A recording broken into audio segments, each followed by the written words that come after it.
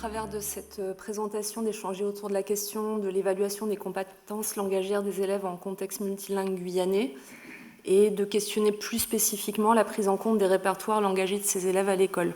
En filigrane, il y aura la question des inégalités également, en inégalités plus sur le plan linguistique. On pourrait peut-être parler de ségrégation linguistique dans certains cas, si je veux rebondir sur ce qui a été présenté. Donc l'idée générale, c'est de voir comment on évalue, je mets des guillemets à évaluation, ce que produisent les élèves ou ce qu'ils sont en capacité de produire. C'est-à-dire, quand je dis évaluer ici, c'est comment on observe ces productions, comment on les analyse, ce qu'on en dit, et comment on les gère finalement au quotidien dans la classe. Donc la présentation, elle va se faire en 3 temps. Une entrée par la gestion, on va dire, traditionnelle de l'allophonie, qui part du principe que de l'absence du français dans le répertoire des élèves, ce qui est perçu comme un manque, et le fait de parler une autre langue que le français, qui est perçu comme une difficulté. Une entrée ensuite par les approches comparées. Alors je vais prendre approche comparée ici dans un sens qui n'est pas celui qu'on emploierait à l'heure actuelle en éveil aux langues et au langage. C'est plutôt les approches comparées telles qu'elles ont été pensées au départ par des linguistes, et pas forcément par des didacticiens du plurilinguisme. Et là où on va observer les productions en français des élèves en les comparant avec le système d'une supposée langue première, comme s'il n'y avait qu'une seule langue première. Et enfin, pour finir, une entrée par l'éducation plurilingue, où là on va prendre en compte la totalité du répertoire langagier de l'élève et considérer finalement que le plurilinguisme est un atout. Donc l'idée, c'est vraiment d'essayer de proposer des changements de regard au travers de ces 3 approches.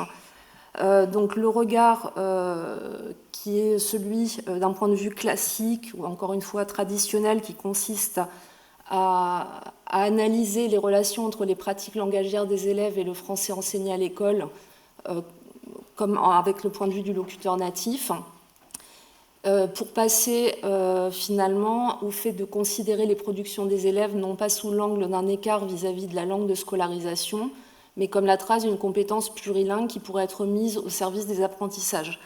Et donc ce changement de regard, finalement, il passe aussi par un changement dans la manière dont on va catégoriser les élèves. C'est-à-dire que dans le premier point de vue, on les considère comme étant limités, je reprends le terme de Garcia, alors que dans le second point de vue, on va les regarder comme étant des biplurilingues émergents, ce qui est vraiment complètement différent.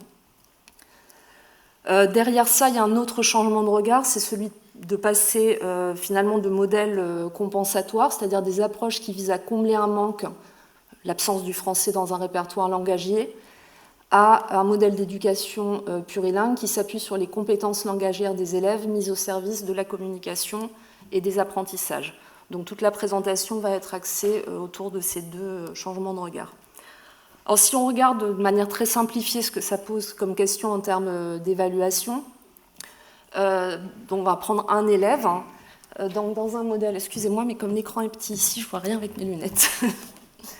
Donc on va donc passer d'un regard plutôt type compensatoire à gauche ici, où en fait tout ce qu'on va regarder c'est les compétences en français, et comme il n'a pas le français dans son répertoire, ben, tout ce qu'on va constater c'est une absence de compétences, donc un manque.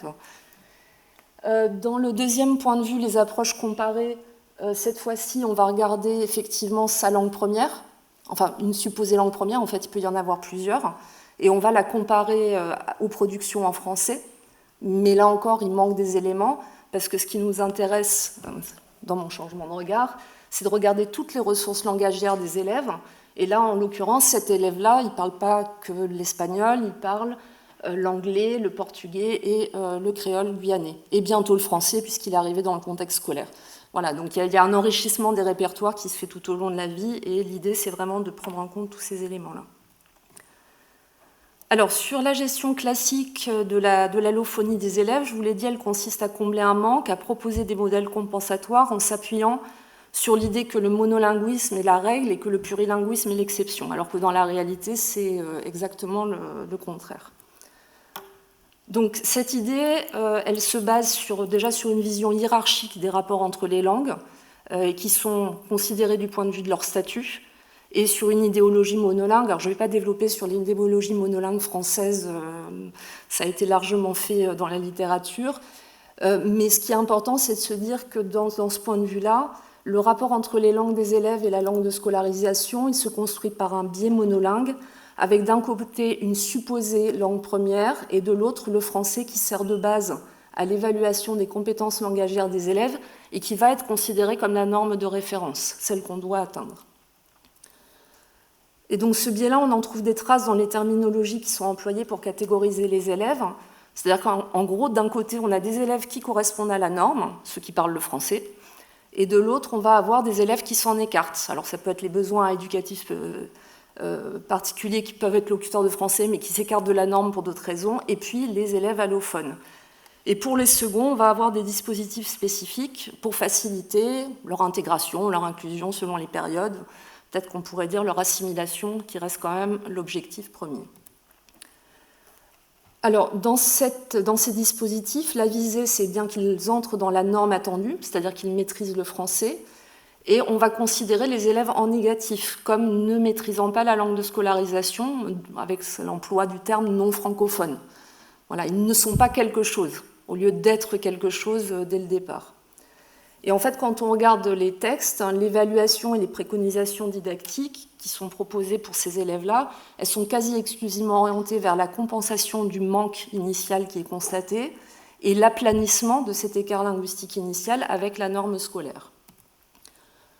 Donc, par exemple, si on regarde un petit peu les textes, on va être beaucoup dans l'idée d'un apprentissage intensif de la langue française et on voit qu'il y a une très forte orientation en termes d'approche immersive et avec l'idée que le bain linguistique va finalement favoriser cet apprentissage du français.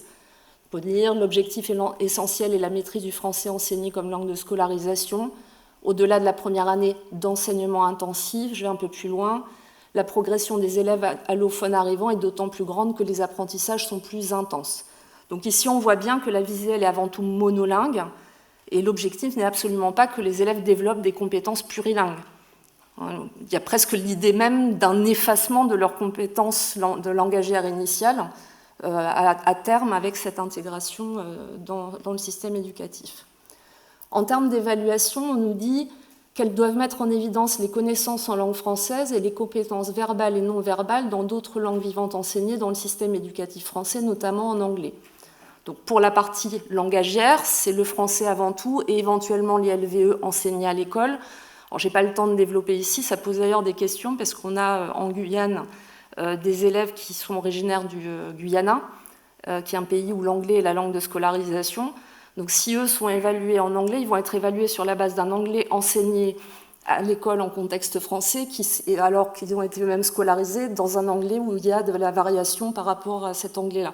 Donc ils peuvent se retrouver comme étant en difficulté dans leur langue qui est considérée comme leur langue maternelle, ce qui pose aussi question.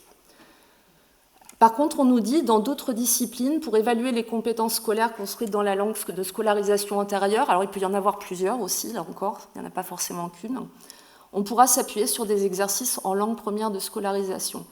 C'est-à-dire qu'on sous-entend finalement qu'on peut faire des choses éventuellement pour vérifier des compétences dans ces autres disciplines, mais pour le français, ce n'est pas nécessaire. Alors que finalement, les compétences langagières des élèves, elles sont là. Au même titre, les compétences langagières, elles sont au-dessus des langues, finalement. Et on ne s'y intéresse pas. Ensuite, on peut se demander aussi ce qu'il en est de leurs compétences langagières et linguistiques dans les autres langues de leur répertoire langagier et de leurs compétences plurilingues plus généralement. C'est-à-dire que des élèves, la plupart des élèves qui sont dans ces situations-là sont des élèves qui ont des parcours migratoires assez variés. Ils peuvent s'être retrouvés dans plusieurs pays avec plusieurs langues de scolarisation, plusieurs langues de contact dans lesquelles ils se sont socialisés progressivement. Alors en Guyane, on a une autre catégorie c'est peut-être la spécificité du territoire, c'est qu'on a des élèves allophones français. Ils sont assez nombreux. C'est-à-dire ce sont des élèves qui sont français, mais qui grandissent dans une autre langue que le français dans leur maison. Et ils ne sont pas nouvellement donc arrivés sur le territoire, donc ils ne rentrent pas dans la catégorie que j'évoquais précédemment. Donc ces élèves, ils relèveraient supposément du groupe des élèves qui ne présentent pas d'écart par rapport à la norme, et pourtant, à leur arrivée dans le système scolaire, ce sont bien des élèves qui n'ont pas le français dans leur répertoire. Et parmi ces élèves allophones français, alors c'est une catégorie qui n'existe nulle part, hein, j'essaie de la rattacher au modèle qui existe dans l'éducation nationale, on va avoir des sous-catégories, c'est-à-dire il y a les élèves allophones français qui sont locuteurs de langues qui sont qualifiées de langues de migration, et des élèves allophones français qui sont locuteurs de langues de France au sens du ministère de la Culture et de la Communication. Alors pour ceux qui sont locuteurs de langues de migration, aucun dispositif n'est proposé, puisqu'ils ne peuvent pas bénéficier, les UPE2A a été évoqué tout à l'heure, ils ne peuvent pas en bénéficier étant donné qu'ils sont français. Voilà, et donc ils vont se retrouver à l'école comme n'importe quel élève, tout en étant finalement pas dans la norme attendue. Et puis de l'autre côté, on a des élèves locuteurs de langue de France, pour lesquels des dispositifs spécifiques vont être proposés, des dispositifs qui restent expérimentaux encore à ce stade, qui sont le dispositif des intervenants en langue maternelle et plus récemment le dispositif des classes bilingues. Je n'ai pas le temps de tout détailler, hein, s'il y a des questions dessus, éventuellement on pourra y revenir. Donc en ce qui concerne le dispositif des intervenants en langue maternelle, finalement au début de ce dispositif, on est rentré dedans avec l'idée d'une entrée monolingue, l'idée d'un locuteur, qu'il était à destination de locuteurs natifs. Donc, c'est-à-dire c'était un dispositif qui était proposé à des élèves qui sont censés avoir pour langue première les langues de France. J'emploie le terme langue de France ici pour reprendre la désignation du ministère de la Culture, parce qu'il est plus large que langue régionale au sens de l'éducation nationale. Les listes ne sont pas les mêmes. Donc, il y a 10 langues de France pour le ministère de la Culture et une pour la Guyane, hein, et une langue régionale pour le ministère de l'Éducation nationale. Donc, ça me permet d'élargir un petit peu. Et toujours au début de ce dispositif, finalement, quand on l'analyse, on se rend compte que l'objectif, c'était un bilinguisme de transition avec, pour visée essentielle, que les élèves, finalement, apprennent le français et pas forcément qu'ils deviennent bilingues. Donc il y avait un focus sur la maternelle, sur l'école maternelle, et une disparition progressive des enseignements dans leur langue. Alors, plus récemment, se sont développées des classes bilingues, donc dans 2 de ces langues de France, le Nengue-Tongo et le Kalinia, donc une langue créole à base lexicale anglaise et une langue amérindienne. Donc, ce sont des classes bilingues à parité horaire, et ce n'est pas le seul dispositif qui existe en Guyane, puisque par contre, depuis 2008, existe pour des classes bilingues créole guyanais français, le créole guyanais étant lui reconnu comme langue régionale au sein de l'éducation nationale. Et donc, en fait, si on compare un peu les 2 dispositifs, on voit que pour les classes bilingues créole guyanais français, les publics ne sont pas forcément locuteurs de créole guyanais. Et donc, finalement, on est dans une logique d'enrichissement de répertoire, comme on pourrait avoir une classe bilingue français-anglais ou français-allemand. C'est-à-dire, on enrichit les répertoires. Et d'ailleurs, quand on regarde l'évolution du dispositif par rapport à ses débuts, on est aujourd'hui dans l'idée vraiment d'un décloisonnement des langues, d'acceptation de l'alternance codique, ce qui n'est pas du tout le cas dans les classes bilingues Nengue-Tongo français ou Kalinia français, où là on vise des locuteurs natifs et une séparation nette entre les langues dans ce principe de parité horaire. Et ça pose d'ailleurs question, puisqu'en fait ces locuteurs natifs, si on prend le cas du Kalinia, il y a des contextes où en fait le Kalinia est devenu pour eux une langue seconde, puisque en termes de transmission, ça ne se fait plus comme il y a 10 ou 20 ans. Voilà, donc tout ça, ça pose des questions sur... ce que je veux montrer, c'est que selon les publics, selon les périodes, en fait, on va à chaque fois avoir un point de vue. C'est soit on est focalisé sur le français, soit on est focalisé sur une supposée langue maternelle et l'idée de locuteur natif. Mais là, pour l'instant, on n'est toujours pas dans l'idée de répertoire verbaux, langagiers, plurilingues. Alors, il y a une autre approche qui a été proposée, qui là part du principe de la prise en compte des langues premières des élèves, et ça a été dans le cadre d'approches comparées. Alors ça, ce n'est pas un dispositif en soi, ce sont des linguistes qui ont proposé de faire ce travail-là, et à l'époque, ça constituait une véritable avancée, puisque le focus jusqu'à présent était sur le français langue de scolarisation, qui ne s'intéressait pas particulièrement aux langues des élèves et qui les englobait finalement dans l'idée de c'est des langues francophones et on va leur apprendre le français avec telle et telle technique, sans se préoccuper véritablement du fait qu'ils pouvaient parler des langues complètement différentes les unes des autres, qui avaient des caractéristiques linguistiques très différentes et que ça posait un certain nombre de questions. Alors, ça, c'est une avancée par rapport aux approches comparées. Dans les critiques qu'on peut en faire, c'est que les erreurs des élèves, enfin, ça part d'un présupposé qui est que les erreurs des élèves en français ont pour origine leur langue première. Ce n'est pas toujours le cas.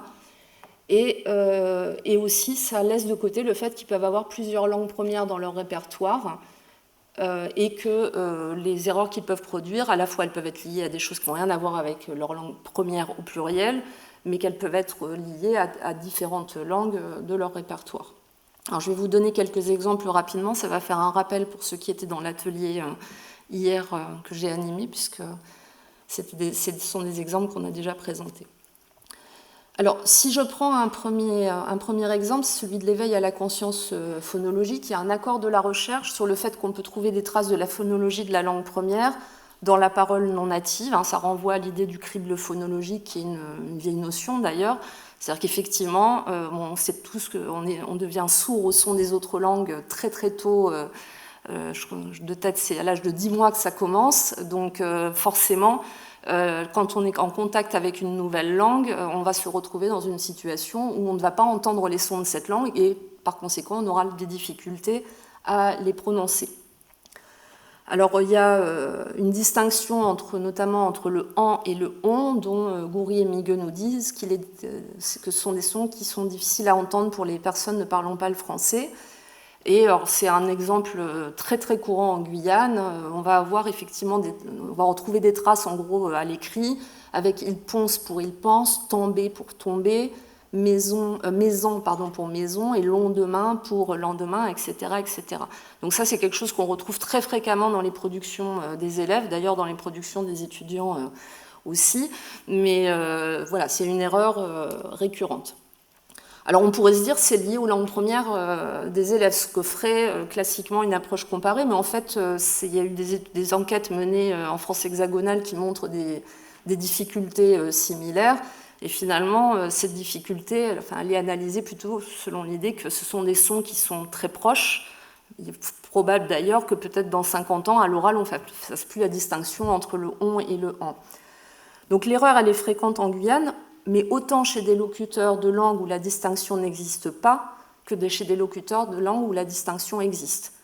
Donc en fait, on ne peut pas vraiment rattacher ça aux langues premières des élèves.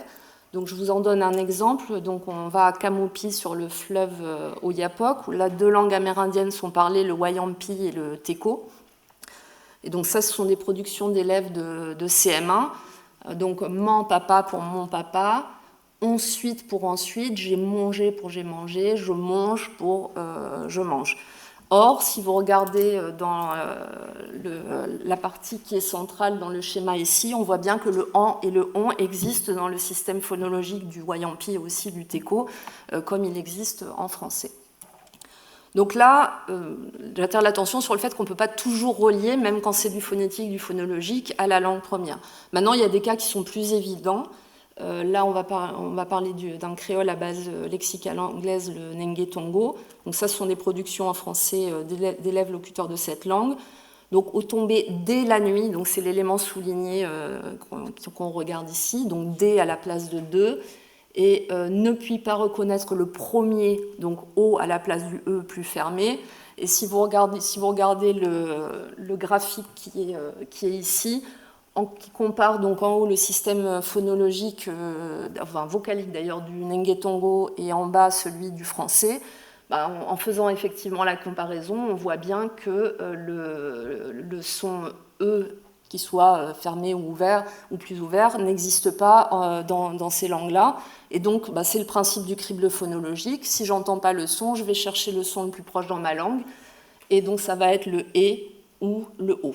Et ça rejoint exactement l'exemple qui est là. Donc effectivement, dans certains cas, ça fonctionne et on peut se baser sur ce type d'approche. Alors au niveau grammatical, un autre exemple, on observe une tendance des élèves, pas que des élèves d'ailleurs en Guyane, à utiliser les formes le, la et les à la place des formes lui et leur. Donc ça, effectivement, on peut. Donc je vous en ai mis un exemple tiré de Ledegen et l'Église.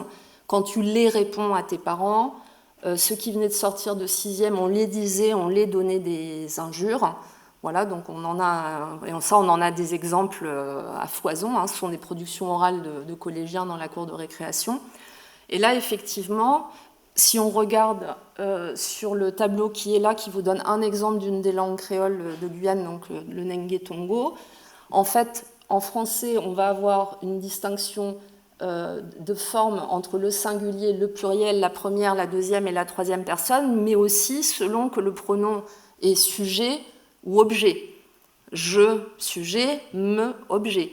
Alors qu'en Nenge-Tongo, on le voit ici, la forme sujet première personne c'est mi, et la forme objet première personne c'est mi. Et là, c'est la place dans la phrase qui va nous permettre de savoir si c'est un sujet ou un objet. Donc effectivement, si on observe ça, on peut en conclure que quand on parle une langue qui a ce type de fonctionnement, ça peut poser problème quand on se retrouve face à une langue comme le français qui a un autre fonctionnement pour apprendre finalement toutes ces différentes formes, parce que ça fonctionne différemment. Alors, ce qu'il faut savoir, c'est que les langues créoles ont tout ce mode de fonctionnement-là. C'est aussi le cas du Hmong, du cantonais et du mandarin.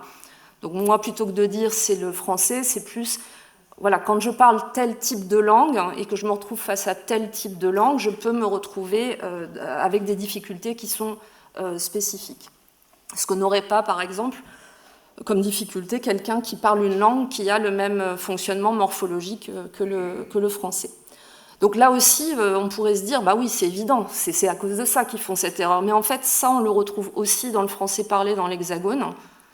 Et on le retrouve aussi dans d'autres régions, en Afrique subsaharienne par exemple, où on va retrouver des formes similaires. Par contre, c'est très marqué en Guyane, à tel point que certains linguistes ont proposé que ça soit considéré comme une marque d'un français régional. Et donc là, on peut supposer que c'est une tendance qui existe en français, mais que quand en plus on a des langues en contact qui fonctionnent différemment, cette tendance, elle va s'accentuer. On va parler d'un effet boule de neige qui fait que ça va devenir beaucoup plus fréquent. Encore une fois, il y a des cas plus évidents. C'est aussi un exemple que j'avais montré hier dans l'atelier. Un élève qui est locuteur d'espagnol qui va dire un mangue, un banane, un ananas, une papaye. Et un autre exemple, un élève qui est locuteur de Nenge-Tongo qui va dire un banane, un mangue, un orange, un papaye. Donc là, on a deux cas de figure différents. Dans le premier cas de figure, on a bien le déterminant indéfini masculin et féminin, mais pour certains mots, ce n'est pas le bon qui est employé, en l'occurrence ici mangue et banane, alors que dans le second cas, pour l'élève d'Apatou, on a tout le temps le déterminant indéfini masculin qui va être utilisé. Et effectivement, si on regarde le tableau qui est proposé ici, si vous regardez sur l'espagnol, en fait, quand on va regarder, on a en espagnol comme en français, comme en portugais, un déterminant indéfini qui fait une distinction en genre, mais ce n'est pas toujours le même genre, puisque le genre est arbitraire. On n'est pas sur un genre sexué ici, on est dans le genre grammatical, et on sait qu'il y a un arbitraire du signe de ce point de vue-là. Donc effectivement, là, on peut supposer que l'erreur, elle soit liée à ça. Et en Nenge-Tongo, donc ici, c'est Bushinenge qui est marqué. Si vous regardez bien, c'est toujours le même déterminant indéfini. Donc, il y a bien un déterminant indéfini en Nenge-Tongo, mais il n'y a pas de distinction en genre. Et c'est le cas des autres langues créoles. C'est aussi le cas, d'ailleurs, pour l'anglais. Et c'est le cas aussi pour le mandarin. Voilà. Donc ça, ce sont des choses qui sont assez fréquentes. Et en plus, c'est très complexe parce que finalement, cet article défini du français... ce genre grammatical, moi je ne l'ai acquis que parce que j'étais dans un contexte francophone ou à un certain moment où je l'entendais, où on me reprenait. Mais si je parle une langue ou si je suis dans un environnement où il n'y a pas, cette imprégnation-là, je ne vais pas l'acquérir aussi facilement. Donc ça, c'est un support, c'est ce que je disais hier à l'atelier, c'est un support qui a été créé par des étudiants à l'Université de Guyane et qui sert pour des élèves de cycle 3, justement pour attirer l'attention sur les langues ne fonctionnent pas toutes de la même manière. Ça ne résout pas le problème, mais ça permet aux élèves de se dire « Ah là, il faut que je fasse attention, effectivement, je peux me tromper ». Voilà, donc sur ces approches-là, l'intérêt finalement, ça va être qu'on peut proposer des remédiations adaptées en fonction des langues parlées par les élèves, avec l'idée que si je vois que des élèves qui parlent tous la même langue font toujours la même erreur, peut-être que ça vaut le coup que j'aille regarder comment fonctionne leur langue. mais on peut aussi anticiper les difficultés des élèves. Et là, je reprends l'exemple de l'éveil à la conscience phonologique. On a souvent des manuels qui proposent un certain nombre d'activités, sauf que ces manuels ils sont réalisés dans un contexte fait pour des élèves francophones, et très souvent c'est basé sur les fréquences des phonèmes en français. Mais si on compare le tableau de fréquences des phonèmes en français avec les systèmes des langues des élèves, on s'aperçoit que les progressions elles ne sont pas adaptées. Donc anticiper, c'est tout simplement pas refaire tous les manuels, pas refaire toutes les activités, mais essayer d'adapter les progressions en fonction de ces phonèmes. Je prends l'exemple du U, qui est un grand classique. Le U n'existe quasiment pas, n'existe que dans très peu de langues, en fait. Et on le retrouve assez tôt dans les progressions en éveil à la conscience phonologique. Donc on ne va pas multiplier les difficultés, il faut déjà que les élèves comprennent les activités d'éveil à la conscience phonologique. Je pense à la maternelle particulièrement, on ne peut pas vraiment expliquer, il faut qu'ils le comprennent de manière intuitive. Et après, on va passer à des sons qu'ils ne vont pas forcément entendre. Alors, mais avec des précautions, la langue première n'est pas toujours à l'origine de l'erreur, ce n'est pas du tout ce que je dis. Et encore une fois, on ne peut pas partir d'un présupposé d'une langue première unique. Les erreurs qu'ils produisent, ça peut être lié à d'autres langues de leur répertoire langagier. Alors, sur la dernière partie de ma présentation maintenant, l'idée, c'est comment on peut aller vers une prise en compte des répertoires langagiers. Donc, l'idée, c'est bien qu'on a des élèves qui ont des ressources langagières multiples et elles pourraient potentiellement être mises au service des apprentissages, ce qui n'est pas forcément le cas. Alors, pour ce qui est de la Guyane, 70% des enfants déclarent ne pas parler le français avant d'arriver à l'école, et c'est 100% dans certains contextes. Et encore une fois, je reprends ma catégorie d'allophones français, ça peut être des enfants français ou pas français, c'est pas la question. Et à 10 ans, 93% des élèves scolarisés déclarent parler au moins 2 langues, 41% au moins 3 langues et 11% au moins 4 langues. Et ce plurilinguisme-là, on peut se poser la question de sa prise en compte dans le système éducatif. La question ici, elle est un peu, je vais reprendre un terme qui avait été employé, c'est celle du bilinguisme des riches et du bilinguisme des pauvres. C'est-à-dire, en gros, quand on a un enfant qui parle français, anglais, allemand et italien, on va se dire « Oh là là, c'est super, il va réussir à l'école ». Et si j'ai un enfant d'Awalai Alimapo qui parle français, kaligna, créole guyanais, Sranan Tongo, on va dire « Oh là là, il va avoir des difficultés ». Bon, je simplifie, c'est très schématique, mais c'est un peu l'idée. Pourtant, les compétences langagières, à la base, elles sont exactement les mêmes.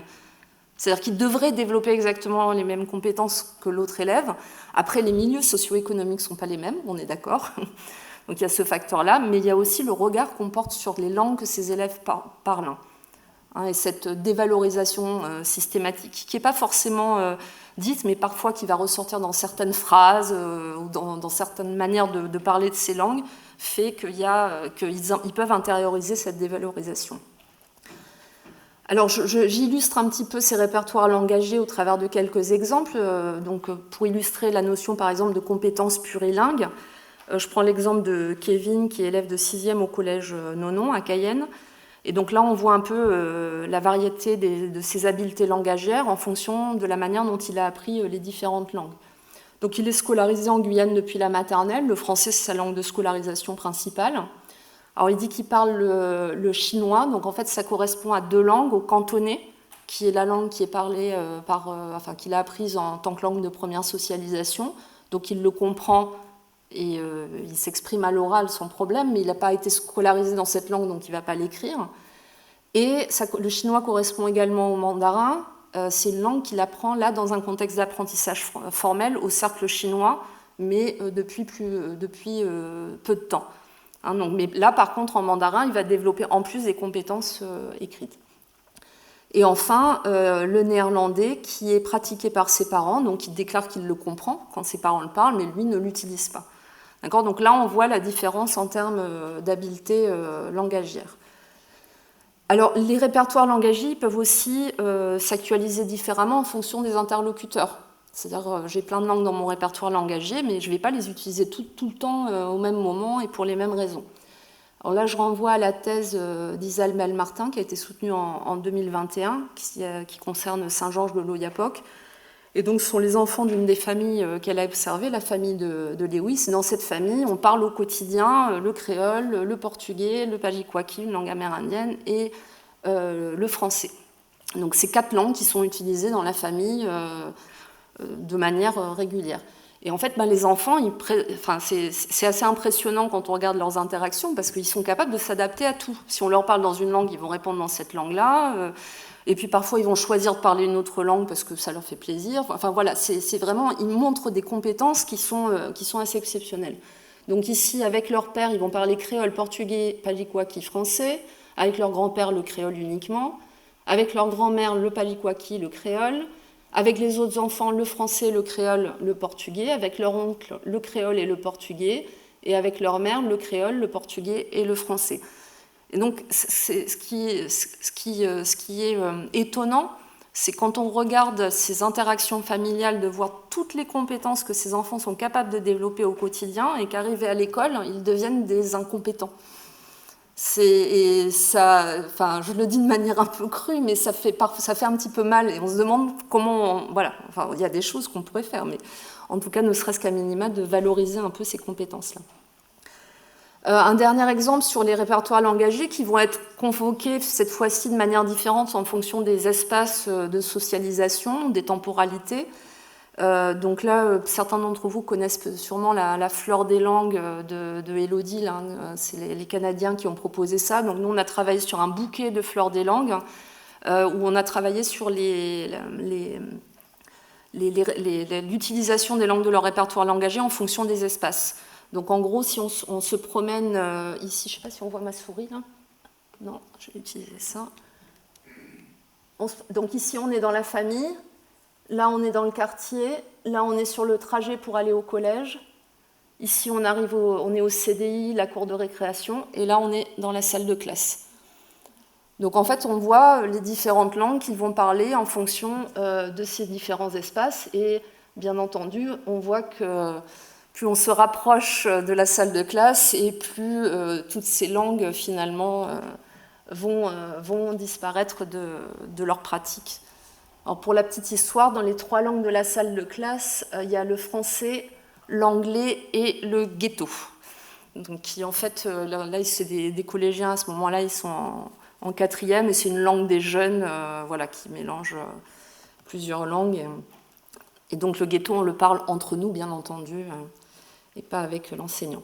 Voilà, donc on a des compétences plurilingues variées qui sont mobilisées en fonction des interlocuteurs, des espaces, des situations, mais qui ne sont pas prises en compte finalement dans le système éducatif ou très peu.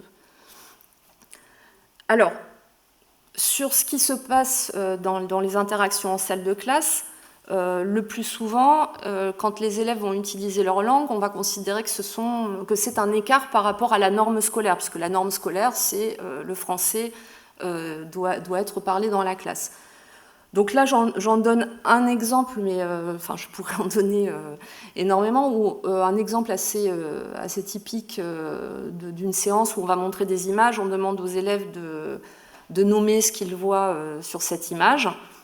Et donc là, en l'occurrence, c'est un hibou. Et donc il y a un élève à la ligne 2 qui dit c'est un oiseau. Donc c'est le seul élève, en l'occurrence, dans cette classe qui a eu une scolarité en maternelle. Ils sont là en classe de CP. Et un autre élève qui va répondre un coucoulouman.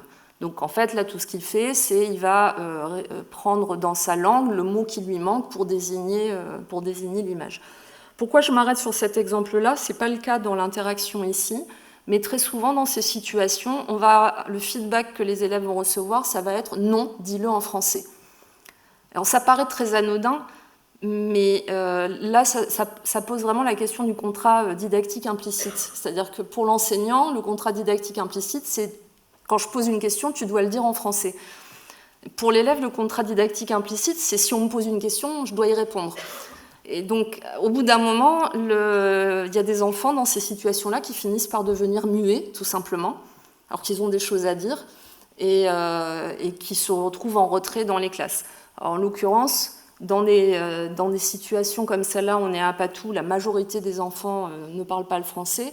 C'est beaucoup plus gênant quand on est dans des situations où il y a un seul élève dans la classe qui ne parle pas le français et qui devient muet parce que lui, on va l'oublier au bout d'un moment. Et donc ça crée effectivement des situations potentiellement d'échec scolaire. Un dernier exemple avant de conclure, là je renvoie au travail qui a été fait par Didier Coltin, qui était alors en master FLE, et qui a comparé en fait des groupes d'élèves dans différentes disciplines. Donc ici en mathématiques, en EPS, et il avait aussi observé des choses qui se passaient lorsqu'il faisait une séance de grammaire sur les adjectifs.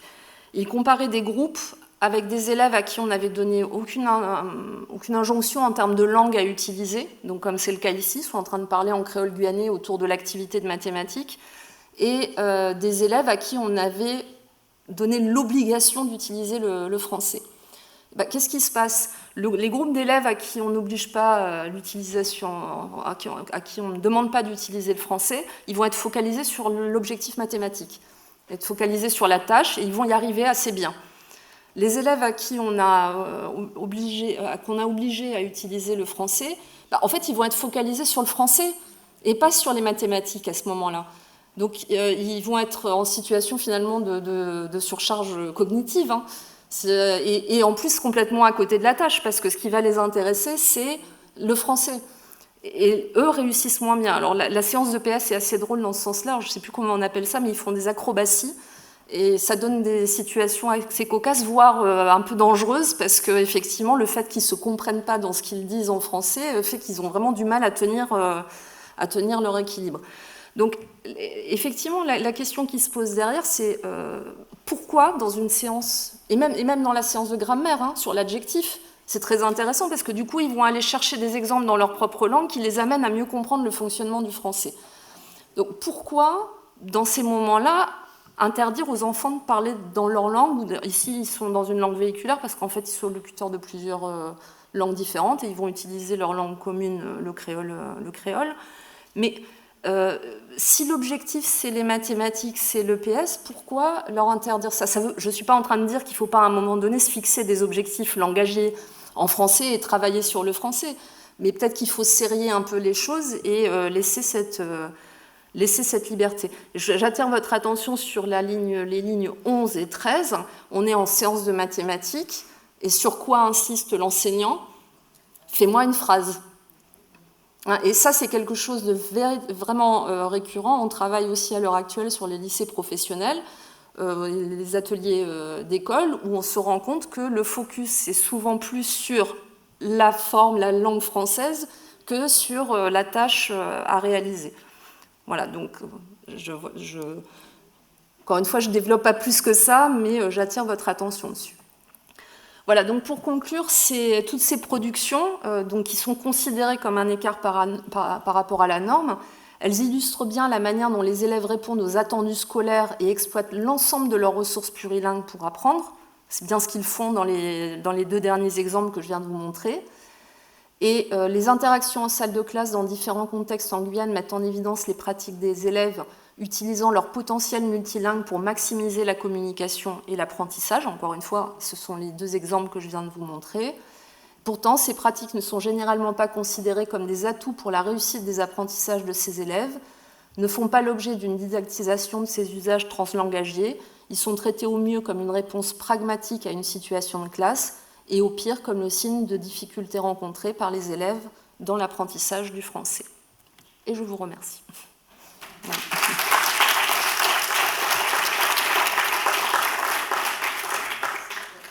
J'ai mis des références bibliographiques, ce ne sera peut-être pas très lisible, je vais les laisser.